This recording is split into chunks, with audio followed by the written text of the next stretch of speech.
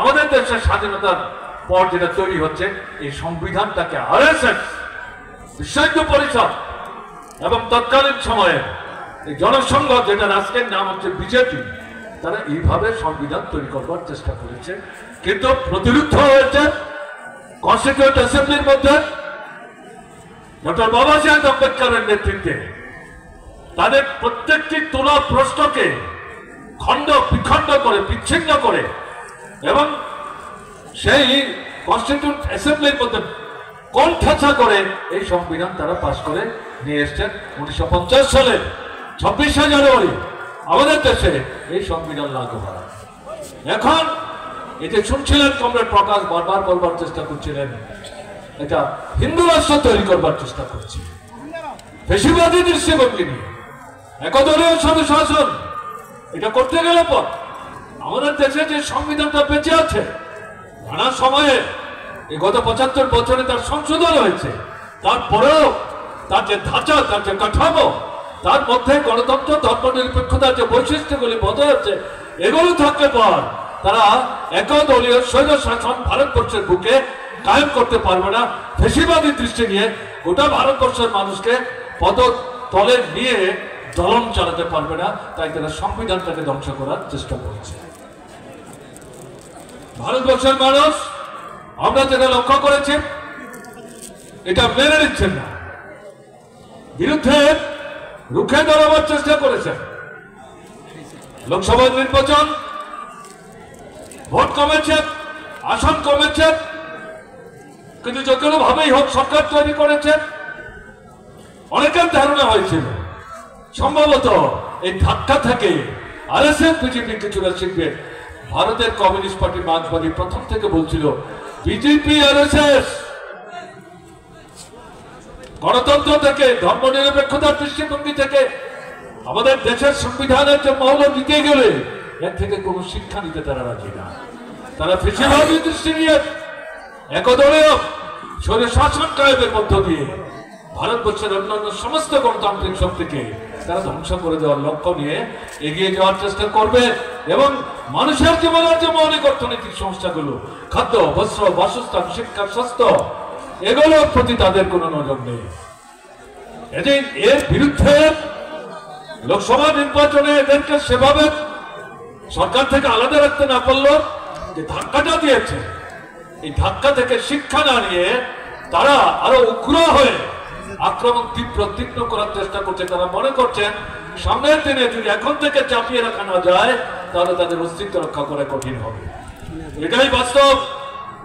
আজকে এই 1 বছরের ব্যবধানে গত লোকসভা নির্বাচনের পর এই সময়ের মধ্যে কৃষকরা, ক্ষেত মজুররা, শ্রমিকরা, শিক্ষক, কেরানি, কর্মচারীরা, বিশ্ববিদ্যালয়, আমাদের ছাত্ররা, রাজ্যে যুবকরা, বেকার যুবকরা, তারা এই জনবিরোধী, রাষ্ট্রবিরোধী, ঐক্য বিরোধী, সংহতি বিরোধী, শান্তি বিরোধী সর্বনাশা যে নীতি নিয়ে বিজেপি যাওয়ার চেষ্টা করছে, তার বিরুদ্ধে রুখে দাঁড়াবার চেষ্টা করছে, লড়াইয়ের ময়দানে সামিল হচ্ছে, নতুন শক্তির সমাবেশ হচ্ছে। ত্রিপুরা এর থেকে আলাদা। ত্রিপুরাও এই লড়াইয়ে তার সমর্থক সীমাবদ্ধতার মধ্যে সমস্ত প্রতিকূলতা মোকাবেলা করে সর্বভারতীয় এই আন্দোলনে তার গুরুত্বপূর্ণ ভূমিকা নেওয়ার চেষ্টা করছে। তার হল উপরে কিসের মার্ক্সবাদী কমিউনিস্ট পার্টি, কিসের লাল? এটা শুধু ভোটার পার্টি না, লড়াই পার্টি। সমস্যা পীড়িত মানুষ, তাদের জীবনের মূল সমস্যাগুলি সমাধানের জন্য লড়াই। এই লড়াইয়ের পর্যায়ে কখনো বিধানসভার ভোট আসবে, কখনো লোকসভার ভোট আসবে, এটা উন্নততর পর্যায়ে রাজনৈতিক সংগ্রাম। সেই সংগ্রামে আমরা অংশগ্রহণ করি, কখনো আসন জিতি, কখনো জিততে পারি না, কখনো সরকার তৈরি করি, কখনো সরকার তৈরি করতে পারি না, কিন্তু তার জন্য লাল ঝান্ডা কাঁধ থেকে আমরা নামাই না, লড়াইয়ের ময়দান ছেড়ে আমরা পালিয়ে যাই না। এটাই হচ্ছে মার্ক্সবাদী কমিউনিস্ট পার্টি। তার সীমাবদ্ধ সামর্থ্য নিয়েও সাম্প্রদায়িক যে প্ররোচনা, তার বিরুদ্ধে রুখে দাঁড়িয়ে ঐক্য সংহতি রক্ষা করবার জন্য তার দায়িত্ব পালন করা থেকে পেছপা হয়ে এরকম একটা জায়গায় এরা রাজ্যটাকে আজকে নিয়ে গেছে। আপনাদের অভিজ্ঞতা কি? ত্রিপুরায় কটা সরকার দেখেছেন আপনারা? রাজন্য শাসন দেখেছেন, কিছু মানুষ এখনো বেঁচে থাকবেন। রাজন্য শাসনের শেষ দিকটা অভিজ্ঞতা আপনারা নিতে পেরেছেন। রাজন্য শাসন মানে কি? এটা তো রাজ পরিবারের সুখ স্বাচ্ছন্দ্য, ত্রিপুরার জনগণের স্বার্থ রক্ষা করার জন্য। যদিও সেখানে শতাধিক রাজা উপজাতি অংশের, কিন্তু উপজাতি জনগণের জীবনের মৌলিক সমস্যাগুলো সমাধান করবার জন্য তারা তো কোনো ভূমিকা নেই। রাজবাড়ি বানানো, মহারাজগঞ্জ বাজার, রাজবাড়িতে বসতে পড়ে যেন সোজা বাজারটা দেখা যায় তার জন্য একটা সড়ক তৈরি করা। আর ত্রিপুরার বিভিন্ন মহকুমায় 8টা 9টা আপনার মাধ্যমিক স্কুল, কোথায় হাসপাতাল, কোথায় বিদ্যুৎ, কোথায় সেচ, কোথায় পানীয় জল, উপজাতি অনুপজাতি, এগুলো তো কিছুই তারা করার চেষ্টা করে। তাদের কথা কম বলাই ভালো। কংগ্রেস সরকার 30 বছর 32 বছর কেন্দ্র কংগ্রেস, রাজ্য কংগ্রেস, দারুণ সুযোগ। স্বাধীনতার পর ত্রিপুরা ভারতবর্ষের সাথে নিজেকে যুক্ত করেছে। সরকার চালাচ্ছে কংগ্রেস, মুখ্যমন্ত্রী কংগ্রেসের। তারা যদি একটা সুনির্দিষ্ট পরিকল্পনা নিয়ে দীর্ঘ, মধ্য এবং স্বল্পমেয়াদী উন্নয়নের পরিকল্পনা নিয়ে কাজ করতেন, কেন্দ্রের সাহায্য নিয়ে ত্রিপুরার চেহারাটা পাল্টে দিতে পারতেন। কোথায়? কোন ভূমিকা তারা নেই। এরকম একটা পরিস্থিতিতে জরুরি অবস্থা যখন উঠে গেল, কংগ্রেস ভাগে একটা অংশ বেরিয়ে সিএফটি সিপিআই কে অনুরোধ করলো সরকার তৈরি করতে। 3 বছর সরকার সিপিআইএম এই সরকারে অংশগ্রহণ করেছিল সুনির্দিষ্টভাবে 12 থেকে 15টা জনস্বার্থবাহী কর্মসূচি রূপায়ণের প্রশ্নে সহমত পোষণ করে। যখন সিপিআইএম দেখলো তার 18 জন এমএলএ এদের শক্তিটাকে ব্যবহার করে সিএফপি, তার মানে পুরাতন কংগ্রেস, এর আগের মতোই লুণ্ঠনের রাজত্ব কায়েম করার চেষ্টা করছে।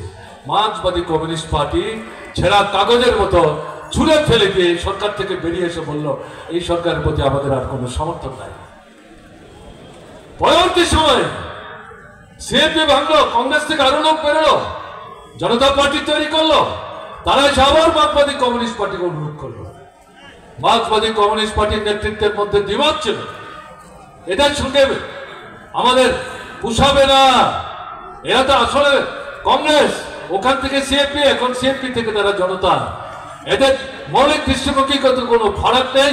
এরা ভোটের আগে যেমন একরকম বলে, সরকারে বসতে পারলে উল্টো কথা বলে।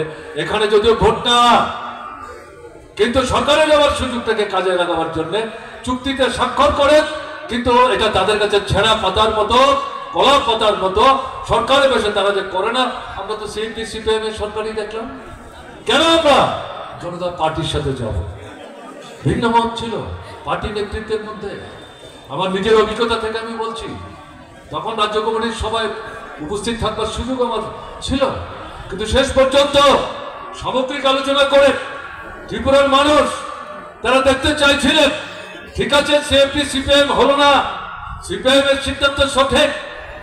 এই অভিজ্ঞতা নিয়ে জনতা পার্টি যখন সিপিএম কে সাথে নিয়ে সরকার করতে চায়, একটা সুযোগ দেওয়া হোক না। এই পরিস্থিতিতে জনতা পার্টির সাথে মিলেও সরকার তৈরি হল। একই অভিজ্ঞতা, মুখ্যমন্ত্রীর বাড়িতে শত শত ফাইল তার খাটের তলায় গিয়ে জমা হচ্ছে। ফাইল দেখবার সময় কোথায়? তাদের কিভাবে লাভ, লুট ইত্যাদি তারা করতে পারেন এই স্বল্প সময়ের মধ্যে, এ নিয়েই তারা ব্যস্ততায় কাটিয়েছেন। এই পরিস্থিতিতে আবার 3 থেকে 4 মাসের ব্যবধানে মার্ক্সবাদী কমিউনিস্ট পার্টি আলোচনা করে এই সরকার থেকে সমর্থন প্রত্যাহার করে সেখানে দাবি করলো এই বিধানসভা ভেঙে দাও, রাষ্ট্রপতি শাসন জারি করে। যদিও নীতিগতভাবে মার্ক্সবাদী কমিউনিস্ট পার্টি রাষ্ট্রপতি শাসনের বিরুদ্ধে, কিন্তু ত্রিপুরার যে পরিস্থিতি, এই বিধানসভা বাঁচিয়ে রাখা মানে এই ধরনের সুযোগ সন্ধানী যারা, তাদেরকে লুটের সুযোগ করে দেওয়া হবে। তাই দাবি করা হলো বিধানসভা ভাঙা, ভাঙলে স্বাভাবিক কারণে রাষ্ট্রপতি শাসন হবে। সেই জায়গায় দাবি হলো নূতন করে বিধানসভার নির্বাচন করা। সেই নির্বাচন হল 77-এর ডিসেম্বরে, 77-এর লোকসভা নির্বাচনে মার্ক্সবাদী কমিউনিস্ট পার্টির দুজন প্রার্থী দীপেন চক্রবর্তী দর্শন দেন, দুজনেই পরাস্ত হয়েছে। দীপেন চক্রবর্তী জামানতের টাকা বাজেয়াপ্ত হওয়ার মুখে শচীন্দ্রলাল সিংহ জিতেছে।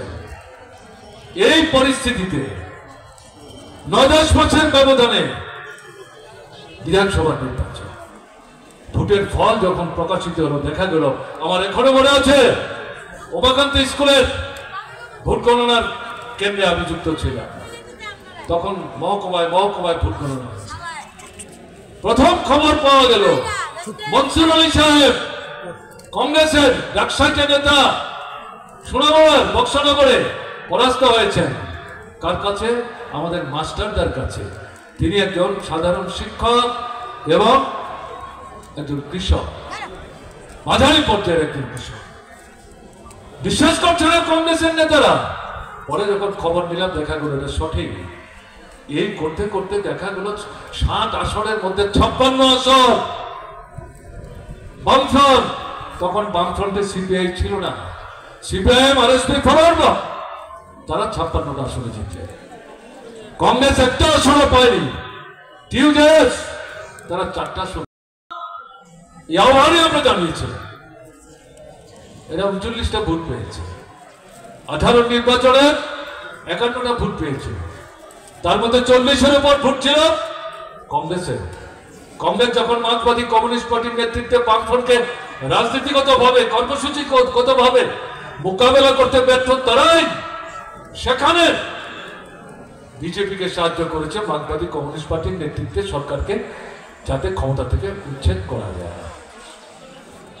সেই বিজেপি 23 নির্বাচন 39টা ভোট পেয়েছে 5 বছরের ব্যবধানে। কিন্তু এই 39 ভোট 18তে তারা যে 51টা ভোট পেয়েছিল, সেখানে কেউ আঙুল তুলে বলতে পারেননি যে আমি ভোট দিতে পারিনি, আমার ভোটের অধিকার হরণ করেছে, জোর করে আমার ভোট অন্যরা দিয়েছে, এরকম কোনো অভিযোগ ছিল না। রাত্র 1:30টার সময় পর্যন্ত কৈলাসহরে ধর্মনগরে মুসলিম মা 6 মাসের শিশু কোমরে নিয়ে কাঁখে নিয়ে লাইনে দাঁড়িয়ে ভোট দিয়ে গেছেন নির্বিঘ্নে। কিন্তু 23-এর নির্বাচন, এই যে 39 ভোট, তাতে আমরা যা দেখেছি 20 থেকে 22টার বেশি ভোট বিজেপি পায়। বাকি যে ভোট আপনার ভোট, যারা লুট করেছে আপনাকে আপনার ভোট দিতে দেয়নি। আগরতলা সহ ত্রিপুরার মহকুমায় ঘটনা ঘটেছে। তারা জানে তারা কিভাবে সরকারে এসছে। মুখ্যমন্ত্রী নিজে জানেন উপনির্বাচনে বরদলি থেকে তিনি কিভাবে জিতেছেন, পরের নির্বাচনে এই বরদলি থেকে তিনি কিভাবে জিতেছেন তিনি নিজেই তো জানেন। আমাদের ব্যাখ্যা করার কি দরকার আছে? এরকম একটা পরিস্থিতিতে দাঁড়িয়ে এরা ভীত, এরা সন্ত্রস্ত, এরা বুঝতে পারছেন জনগণ এটাকে মেনে নেবে। তাই যেটা আপনাদের কাছে বলতে চাইছি, আমার আগে বলেছেন জিতেন চৌধুরীও বলবার চেষ্টা করেছেন কেন আমাদের এই মিটিংটাকে তারা বাধা দেওয়ার চেষ্টা করেছে। বাধা দিয়ে কি মানুষকে আটকানো গেছে? পেরেছেন? আপনাদের জানার জন্য বলছে, পুলিশ পরশুদিন সন্ধ্যাতেও ইনসিস্ট করেছে দরখাস্ত লিখে দিন 3000-এর বেশি লোক হবে না। কেমন ধরনের কথা হলো? পুলিশ ঠিক করবে আমাদের জনসভায় কত লোক হবে। শুনেছেন এরকম কাণ্ড? এটা পুলিশের কথা না, মন্ত্রিসভার রাজনৈতিক যে নেতৃত্ব, মুখ্যমন্ত্রী সহ তাদেরই এই পরামর্শ। আমরা তো সেখানে বলেছি দরখাস্ত না রাখতে পারে কিছু করার নেই, মিটিং হবে, যেখানে আটকাবে সেখানে মানুষ বসবে, সেখানে প্রতিনিধি হবে। পেয়েছে আজকে বেশি সময় নিয়ে আমি কথা বলবো না। আমাদের দেশে 11 বছর যাবত যে সরকারটা চলছে কেন্দ্রে, আরএসএস নিয়ন্ত্রিত বিজেপির প্রাধান্যে বেশ কিছু দলকে একসাথে নিয়ে সম্ভবত ভারতবর্ষের স্বাধীনতা লাভের পর এরকম আপাদমস্তক জনবিরোধী বিশেষ করে শ্রমিক, কৃষক, ক্ষেতমজুর, দিনমজুর, উপজাতি, তফসিলি, ওবিসি, সংখ্যালঘু, ছোট মাঝারি ব্যবসায়ী, বেকার ছেলে মেয়ে, আমাদের ছাত্র ছাত্রী, মা বোন, এদের বিরুদ্ধে বর্বরোচিত অমানবিক এভাবে আক্রমণ সংগঠিত করতে এর আগে কোন সরকারকে আমরা দেখিনি এবং এই সরকার ভারতবর্ষের বৃহৎ পুঁজির নেতৃত্বে অর্থাৎ পুঁজিপতিদের মধ্যে যারা সব করে নিয়ে পুঁজির পাহাড়কে পর্বতে পরিণত করে এদেরকে চোখ কান বন্ধ করে এই সরকার যেভাবে সাহায্য করে চলেছে, আগের সরকারগুলো প্রগতিশীল ছিল সেটা আমরা বলছি না, কিন্তু এরকম ভাবে নির্লজ্জের মতো চোখ কান বন্ধ করে এদেরকে যেভাবে তারা সাহায্য করছে, এটাও ভারতবর্ষের মানুষ এর আগে এভাবে প্রত্যক্ষ করে শুনছিলেন। সংক্ষিপ্ত পরিসরে হলেও দেশের অবস্থা সম্পর্কে কমরেড প্রকাশ বলবার চেষ্টা করেছে। জিনিসের দাম বাড়ছে, টাকার দাম কমছে, মুদ্রাস্ফীতি বেড়েই চলেছে, মানুষের কেনার ক্ষমতা তলিয়ে যাচ্ছে, বেকার সমস্যা অন্যতম জাতীয় জ্বলন্ত সমস্যা, নিয়মিত নিয়োগ নেই, চুক্তির ভিত্তিতে 10 মাস 11 মাসের কাজ, এমনকি সেনাবাহিনীতে পর্যন্ত। ভারতবর্ষ এরকমটা এর আগে প্রত্যক্ষ করেনি। কৃষক ক্ষেতমজুর মাথার ঘাম পায়ে ফেলে রক্ত জল করে মাটির বুক চিরে যে ফসল ফলায়, উৎপাদনের জন্য যে পয়সা খরচ হয়, সেই পয়সা পর্যন্ত ফসল যখন বাজারে বিক্রি করতে আসে, যেহেতু কেন্দ্রের সরকার যথা সময়ে সাহায্যের হাত নিয়ে এদের পাশে দাঁড়ায় না, তারা উৎপাদন খরচের পয়সাটা পর্যন্ত হাতে নিয়ে বাড়িতে ফিরতে পারছে না। গণতন্ত্র আক্রমণ করছে, আমাদের যে সংসদীয় ব্যবস্থা তার উপর আক্রমণ করছে, গণতন্ত্রের সাথে ধর্ম নিরপেক্ষতা, ধর্ম জর্জার, রাষ্ট্রের কোন ধর্ম নাই, রাষ্ট্রের চোখে সব ধর্ম সমান, আপনি চাইলে ধর্ম করবেন, যদি না চান আপনি ধর্ম করতে বাধ্য না, আপনি চাইলে স্বাধীনভাবে আপনি ধর্ম পরিবর্তন করতে পারেন, এক ধর্ম ছিল অন্য ধর্ম আপনি গ্রহণ করতে পারেন। ডক্টর বাবা সাহেব আম্বেদকর যেটা করেছিলেন, হিন্দু ধর্মাবলম্বী ছিলেন, কিন্তু হিন্দু ধর্মের প্রতি তার যে বিতৃষ্ণা তৈরি হয়েছিল তার থেকে বেরিয়ে আসবার জন্য তিনি সেখানে বুদ্ধ ধর্মের অনুরাগী হয়েছিলেন। তার হাতেই তো আমাদের দেশের সংবিধান তৈরি হয়েছে। কাজেই এই যে ধর্ম নিরপেক্ষতার দৃষ্টিভঙ্গি ভারতবর্ষকে ঐক্যবদ্ধ রাখতে গেলে পথ, রাষ্ট্র যদি ধর্মান্ধ হয় তাহলে দেশকে তো এক রাখা যাবে না। ব্রিটিশ সাম্রাজ্যবাদ যাওয়ার আগে বিষম বৃক্ষ রোপণ করে আমাদের দেশটাকে দুভাগে ভাগ করে দিয়ে হয়েছে, আর যাতে ভারতবর্ষকে ভাগ করতে না পারে তার জন্য এই ধর্ম নিরপেক্ষতার নীতি আমাদের সংবিধানের পলে পলে নানা পদ্ধতিতে এটাকে উপস্থিত করার চেষ্টা হয়েছে। আরএসএস নেতৃত্ব বিজেপি সরকার এই ধর্ম নিরপেক্ষতার বেদী বলে আক্রমণ করছে, একদিকে গণতন্ত্র আরেকদিকে ধর্ম নিরপেক্ষতা, এবং একই সাথে সামগ্রিকভাবে আমাদের যে সংবিধান তাকে ধ্বংস করার চেষ্টা করছে। এই সংবিধান যখন তৈরি হয় আরএসএস জনসংঘ তারা এই সংবিধান তৈরিতে সহযোগিতা করে, এরা স্বাধীনতার সংগ্রামে পেছন থেকে ছুরি মেরেছে, ব্রিটিশের পদারোহণ করেছে। এরা স্বাধীনতা অর্জিত হওয়ার পর এই সংবিধান তৈরি করতে গিয়ে এরা মনুস্মৃতির আদলে স্বাধীন ভারতবর্ষের সংবিধান তৈরি করতে চেয়েছিল, যার মূল কথা হচ্ছে মহিলাদের কোনো অধিকার থাকবে না, তারা সুন্দরের পূজারী হবে, সন্তানের জন্ম দেবে, রান্না বান্না করবে, ঘর নিকাবে, বাড়ির বাইরে যেতে পারবে না, পুরুষের সঙ্গে তর্ক বিতর্ক করতে পারবে না, দাবি দাওয়া করতে পারবে না। এই হচ্ছে মনুস্মৃতির অন্যতম গুরুত্বপূর্ণ কথা। আর কে দলিত অংশের মানুষ যারা তফসিলি উপজাতি সহ বিরাট অংশের মানুষ, এই মনুস্মৃতি মানুষকে 4 ভাগে বিভক্ত করেছে, মাথা, বুক, হাত, পা। দলিত অংশের মানুষ যারা, তাদেরকে পায়ের সাথে মিলিয়ে বলা হচ্ছে এদের জন্মই হয়েছে সমাজে আসার উদ্দেশ্য হচ্ছে এদের উপরে যারা আছে